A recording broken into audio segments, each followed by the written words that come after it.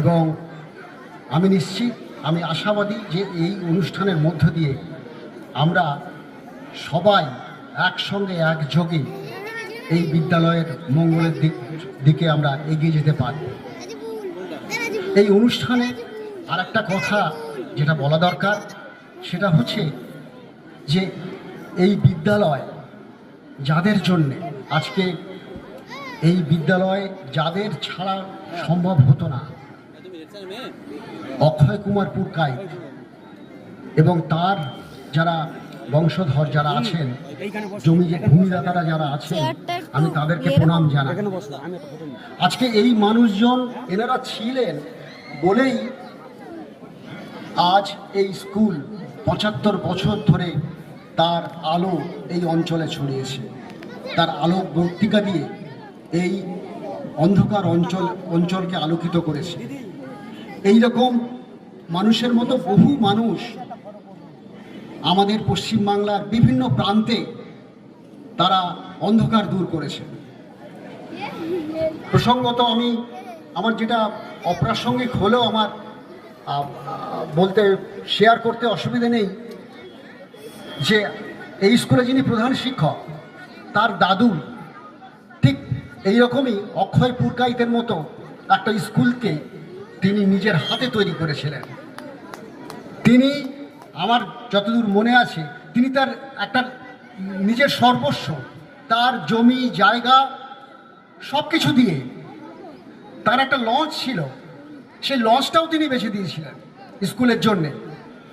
এবং শুধু স্কুল না, স্কুলের যে ভূমি এবং স্কুলের বাড়ি তৈরি, বাড়ির চেয়ার টেবিল সব কিছু স্কুলে। শুধু তাই নয়, স্কুল তৈরি করলে তো হবে না, জায়গা জমি থাকলে তো হবে না, বিল্ডিং তৈরি করলে তো হবে না। শিক্ষক কোথায়? উনি পড়ে থাকতেন কলকাতায়, খুঁজে খুঁজে দেখতেন এলাকায় কোথায় এলাকার ছাত্রছাত্রীরা আছে, পড়াশোনা করছে, তাদেরকে ধরে ধরে নিয়ে আসতেন। আজকে এনাদের মতো মানুষ, অক্ষয় কুমার পুরকাইতের মতো মানুষ আছে বলেই আমরা স্বাধীনতার পরে আমরা একটা সারা বিশ্বে আমরা একটা প্রধান শক্তিধর দেশ হিসেবে পরিণত হয়েছি। ৭৫ বছর, ৭৫ বছরে আজকে যে আমরা যে জায়গায় এসেছি, এই স্থান আমরা অর্জন করতে পারতাম না যদি এই ধরনের মানুষেরা না থাকতেন। তো আজকে এই অনুষ্ঠান তখনই সার্থক হবে তারা তাদের যে ধারা, যে উত্তরাধিকার আমরা কতটা বহন করব, তার প্রতিজ্ঞা, তার যে অঙ্গীকার, সেই অঙ্গীকার আমাদের আজ নিতে হবে। না হলে আমাদের এই অনুষ্ঠানটা কিন্তু নিছকই একটা অনুষ্ঠান হবে।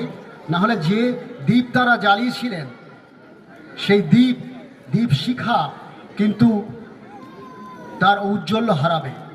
তারা চলে গেছেন, তারপরে একটা স্কুল ৭৫ বছর ধরে সফলভাবে চলেছে, বহু মানুষ গেছেন, কিন্তু প্রতিষ্ঠানটা কিন্তু রয়ে গেছে বহতা নদীর মতো। সেই নদীর স্রোত আরও উজ্জ্বল হবে, আরও উচ্ছল হবে নাকি শীর্ণ হবে, সেটা কিন্তু নির্ভর করবে আমাদের ওপর।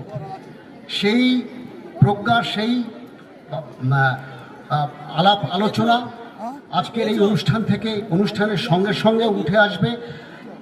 এত মানুষ, স্কুলের সঙ্গে যুক্ত সমস্ত মানুষজন এক হয়েছেন, সবাই আলাপ আলোচনার মধ্যে দিয়ে উঠে আসবে, এটা আমার বিশ্বাস।